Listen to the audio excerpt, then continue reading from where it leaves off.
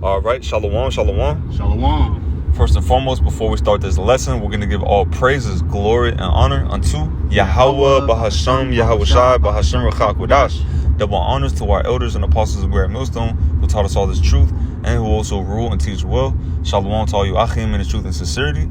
We're just a couple brothers out of Great Millstone, Atlanta, and we're going to do this quick, low and edifying lesson going into the topic of continue to confess.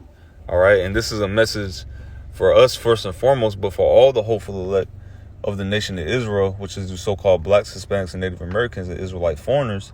This is a message, to us to keep going. All right, we're still in this. You're still waking up every day. The Lord's still giving you breath. He's still, like the scripture says, daily loading us with benefits. So this is a message. If you're still in this, keep going. Continue to do it. All right, because there is a reward at the end of the road, so to speak, at the end of this straight gate. So without further ado, I'm going to start. Matter of fact, I'm going to get Hebrews 13 and 14. All right, Hebrews chapter 13 and verse 14. It says, the point is in 15, by the way, but it says, for we have no continuing city, but we seek one to come. Like I mentioned, we're still here. We're still in this truth, and we're also still in Babylon the Great. We're still in America. You got something? Right. The scripture talks about falling away first. Right. We're basically a fallen city. Yep. But it's being rebuilt through the Spirit for the third time, which cannot be touched or broken down. Okay. So this rebuilding process is very, very necessary. Started with the hopeful elect, as the brother was going into earlier. Come, bro, come. I'm going to continue on. Matter of fact, I'm going to read that again. It says, for here we have no continuing city, but we seek one to come. So America, you got it. I was going to say that cuts these other guys, right? Right. These other camps. All these 401k signings, all these creating businesses, the black community this, the black community that. It simply just says it won't last forever. It's not going to continue. It's not going to continue. Right. All right. Here it is. This is Babylon the Great. A great city that is known for its confusion and wickedness. Right. All right. Which is America, according to the Bible. Yes. And while being established over here, you still have our people, for you so-called Negroes, Latinos, Native Americans, who still trying to process businesses over here, man. Right. Trying to find some type of prosperity when it's always been here through Yahweh Shema Washai. Right.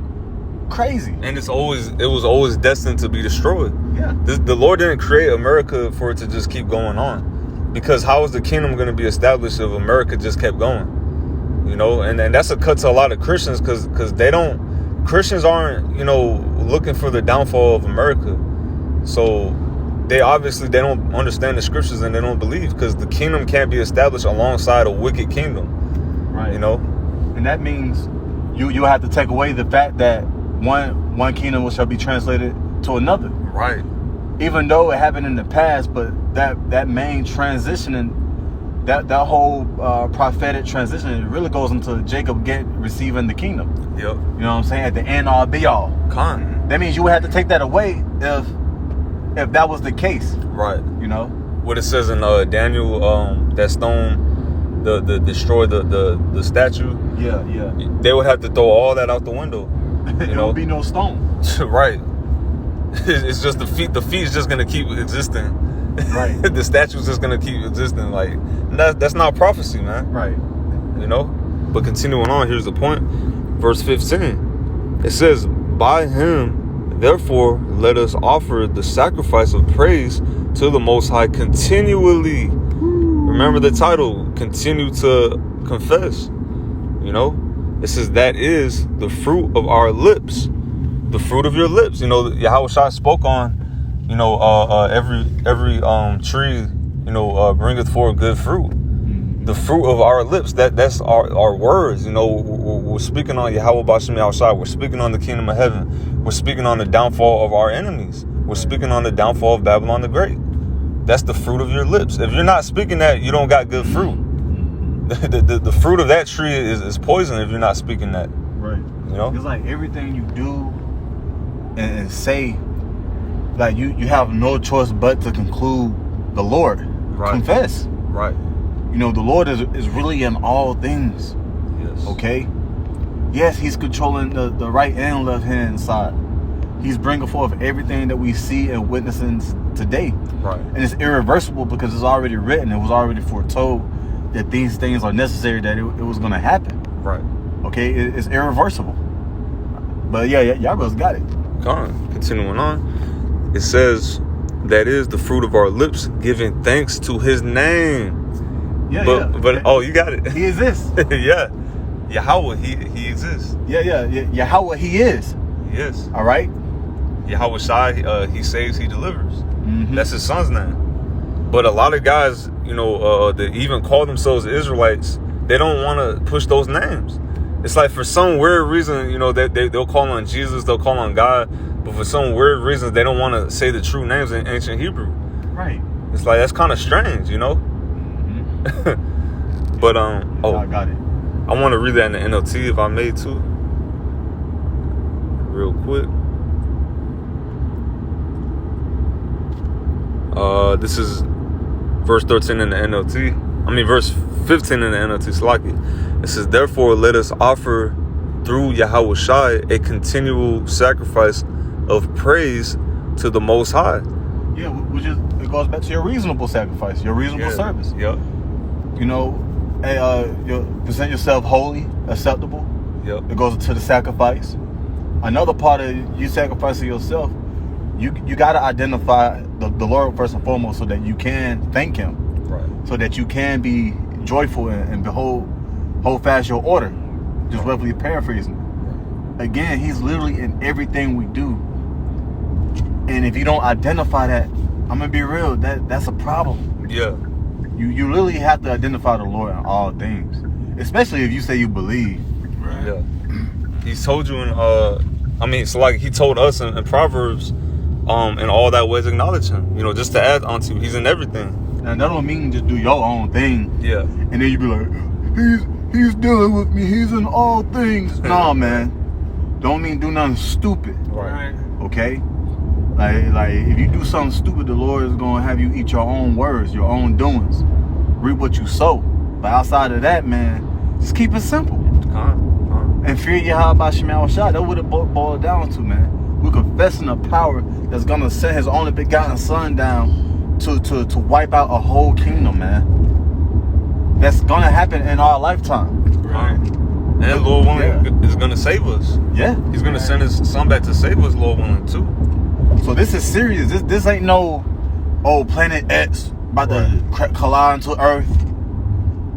This ain't aliens. No, it ain't all that, man. Look, it's strictly biblical prophecy that we're expounding on, man. And it's real life. Right. But y'all got it.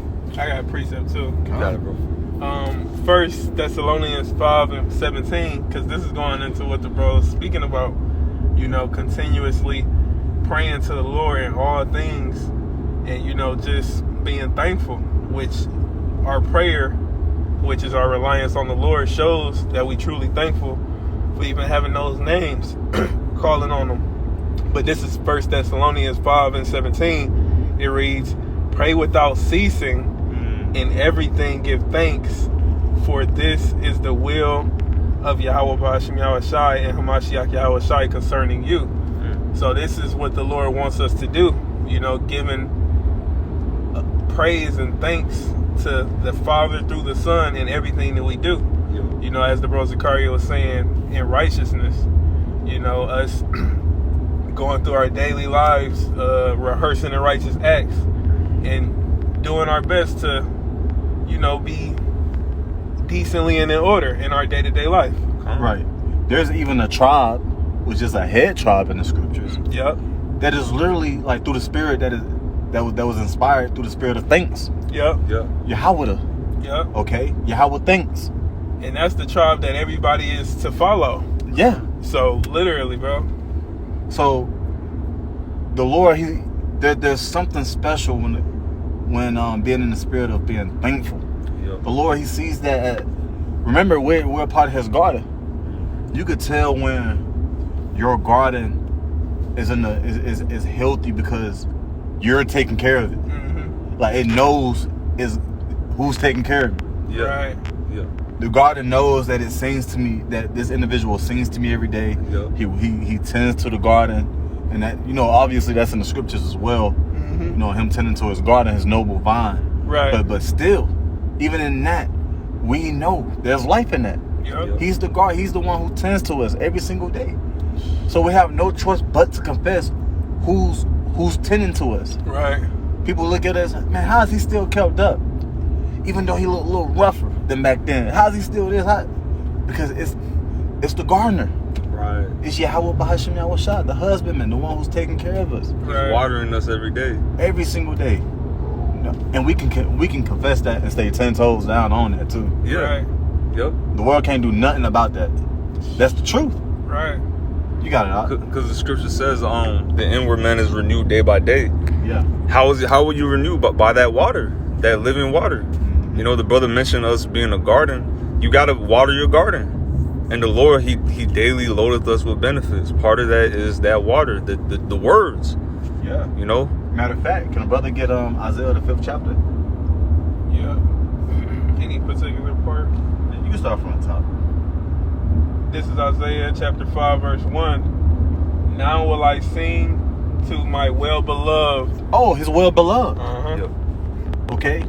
Hell, if I sing to somebody, I ain't singing to everybody. Right. You catch me singing to somebody, it's going to be somebody that knows me, that I'm close to. Right. You know what I'm saying? Women or you know, you got the bro who, you know, sing, make songs, whatever. But you ain't going to see Jake just singing to any old body. Yeah. This is Yahweh Bahasham Yahushua tending to his garden. Yep. He sings too. Imagine the Lord singing. Yeah. You got it out. Verse 1, Isaiah chapter 5. Now will I sing to my beloved a song of my beloved touching his vineyard. His vineyard. Well, all goes back to his choice vine. His vineyard, his garden. Okay? When you have a garden, you don't tend to it any type of way. Right. When you select land or whatever you're going to do, it just don't be no random ass land. Yeah. The worst soil or the worst. No, man. You want to make sure you get things up and running how you want to. How you want things to be ran or ordained, so to speak.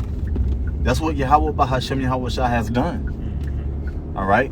But you got it. Planted us in rich soil. Mm-hmm. It says, my well-beloved has a vineyard in a very fruitful hill. In a very fruitful hill. Fruitful. Nothing but life. Okay? And that's through Yahweh Bahasham Yahushua. Nothing's withered. Nothing's dry. Nothing's desolate. Because this is where the house of the Lord dwells at. Right. The scripture goes into that hill being exalted above the mountains too. Going all the way back to the same chapter. Mm-hmm. Not chapter 5. But I believe chapter 2. Yeah, 3 chapters before this. Yeah. But you got it. Verse 2.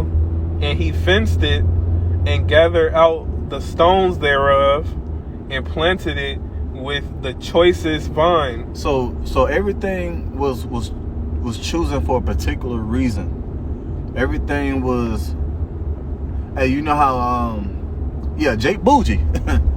it wasn't just any old thing. It's the choicest, the finest on what he wanted to do to his people, his garden. This is his beloved. Mm-hmm. You know, scripture said he girded us, though that has not known. He's always been here taking care of us. Right. It's just our people has turned into wild grapes. Yep. Which is actually going to get into, but you got it. It reads. So it's a very fruitful hill. It's a delicate, tender, fruitful hill. Right. Luscious, full of life. You got it. Continuing on in verse 2. And built a tower in the midst of it. Confess, right? Yeah. Can you get that in Proverbs for those who confess the name of the Lord? Runneth into that tower and it's safe. Yeah. This is Proverbs chapter 18 and verse 10. The name of the Lord, Yahweh Bahasham Yahushua, is a strong tower. So it's a strong tower. So everything has a meaning. Yep. Okay? A tower can be represented as a lighthouse, which Yahushua is our lighthouse. He's the light. Right. Literally. He said, I'm the light of the world. He's the light of the world. But the world starts at that hill, though. That's why it's at that hill. It's not for everybody. Right. It starts with Israel. Yeah. That's his garden. That's what he's tending to. You see an individual building a fence around a garden. That garden must be very, very important. Yep. Just like in real life, when we see these farmers, they have fences for a reason. Man, imagine these farmers with no fence. Man, them cattle gonna be every damn where. Yep. How could you really keep up with it? Wolves and all type of predators is gonna get in. Yeah, wolves, Big all cats. types of But you got it. Continuing on to verse 2.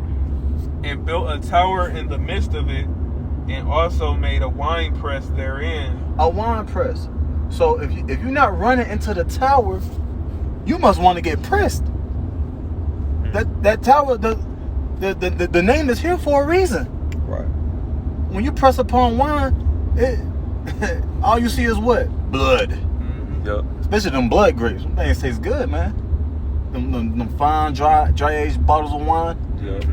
So in this case, if you get pressed, there's gonna be a lot of bloodshed if you don't get yourself together. Yeah. Okay, you got it out. Continuing on in verse 2. And he looked that it should bring forth grapes. Yeah, so it should be a lovely hill. Bring forth grapes. The laws, statutes, commandment has been established, things of such. But what happened? You got it. It reads, and it brought forth wild grapes. Wow, just wild niggas. Just wild. Your intentions is just rapid. It's wild. Right. It has no hedges. It has no boundaries. You sporadic in your lust. You sporadic in your darkness, the things that you do. Not understanding that there's an individual who continuously, every single day, loaded you with benefits because he cares for you. Right. He built the fence around you. He gives you water. He is the fountain. And he's coming to you. Right. We all understand fountains don't move. Right.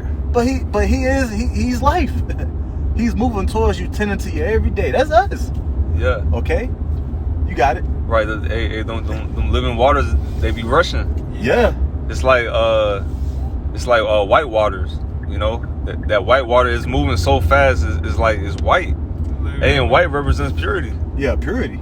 They call it white waters. That's less living water. Right. But you wanted me to... Was that it on Isaiah or... Oh, you keep going just a little bit. Slack if I'm on with it. No. Apologies, man. No, you good. Verse 3. And now, O inhabitants of Jerusalem. So that lets you know he's talking about his people first and foremost. Yeah. So that lets you know what that vineyard is. It's Jerusalem. Right. Starting with the southern kingdom, all the way down to the northern kingdom, man. Right. The head tribe Judah for you so-called Negroes, all the way down to you so-called Mexicans, man. Issacharites, man. Yeah. Okay, you got it out. And now, O inhabitants of Jerusalem and men of Judah, judge, I pray you, betwixt me and my vineyard. So this is between us. That's why he said me and my vineyard. Right. No other no other land, no Right. nothing, no mixed berries, no mixed grapes, no nothing. Right. The Lord, he already got the wine press there. If they came about wild berries, he gonna press them. Yep. His people. Hey, okay. Hey, that's why Elder Apostle Gabar, he says this thing of ours. Yeah. It's not everybody's. Yeah. It's not everybody. It's really not even 2/3. You know, but especially not the other nations. This is an Israelite thing. Mm-hmm. This was only he showed up his word unto Jacob. This is only for Israel. Only for the meek. Only for the sincere. Come. You got it out. Verse 4. What could have been done more to my vineyard? I gave you the best. I gave you the perfect fence, Mm-hmm. the perfect soil, the perfect water. I put you on the perfect angle where the sun hit you in this angle and that angle. Yep. I'm talking about you got it all. Right. Your roots is seeping deeper and deeper. I'm talking, what more could I have done? I put a fence around you. Right. You got it. You know, there's other certain plants you plant with. Let me say it like this: there's certain plants that you plant together because they repel pests. Mm-hmm. If you know what I mean, like like mosquitoes don't like lavender. You know, mosquitoes, they don't like peppermint. Right. You plant certain plants with other plants, and it will repel pests. Mm-hmm. You know. They complement each other too, as well. Yeah. You know, if you know what you're doing. Right. You got it. Yeah, I knew that too, because back before they was colonized, they literally would plant corn, beans, and squash together because they all supported each other and helped each other's growth. Yep. But it reads in verse 4, Salakia, what could have been done more to my vineyard that I have not done in it? Wherefore, when I looked that it should bring forth grapes, brought it forth wild grapes. Yes, with spotted grapes. You know, just strange. Right. You know, what the hell is going on with these people? Just strange. It's like those grapes. You know how them grapes be messed up and you kind of like throw them away. Like, I ain't eating that one. Yeah, If you all mushy, you're like, I ain't eating that one. You be like, ugh, why the hell is this in the fucking bag? You know? Yeah. That's the 2/3. Right. The Lord don't want them niggas. Right. Man, let me just press them right quick. Right. You got it out. Okay. Verse 5. And now go to, I will tell you what I will do to my vineyard. I will take away the hedge thereof. Yeah, so, it brought forth wild grapes, huh? Okay, bet. You know that fence I built right there? Yeah. Let me get that back. Watch what I'm gonna do to y'all now. Watch this. You got it out. It reads, I will take away the hedge thereof, and it shall be eaten up, and break down the wall thereof, and it shall be trodden down. Man, we've been broken. We've been made big and small. Became a laughing stock. We was on the market. They took our sons, our daughters,